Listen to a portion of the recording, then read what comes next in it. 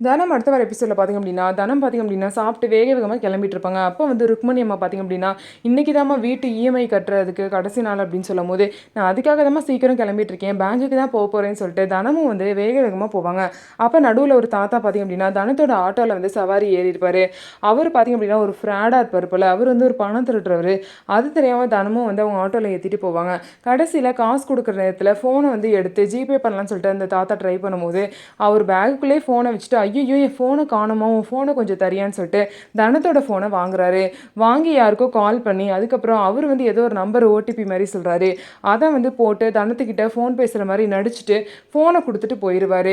கடைசியில் 35,000 பார்த்திங்க அப்படின்னா தனத்தோட அக்கௌண்ட்லேருந்து யாரோ எடுத்த மாதிரி மெசேஜ் வரும். இதை பார்த்தோன்னே தனம் வந்து ரொம்பவே ஷாக் ஆகி கதிருக்கு கால் பண்ணும்போது, கதிர் வந்து ஃபோனை செக் பண்ணும்போது அந்த 35,000 எடுக்கிறதுக்கான ஓடிபி தனத்தோட ஃபோனுக்கு வந்திருக்கு. அப்போ தான் யோசிக்கிறாங்க தனம், இவரும் வந்து ஏதோ ஒரு 4 நம்பர் சொன்னார் அந்த பெரியவர், ஒருவேளை அந்த பெரியவர் தான் பணத்தை எடுத்திருக்காருன்னு சொல்லிட்டு தனமும் யோசிக்கிறாங்க.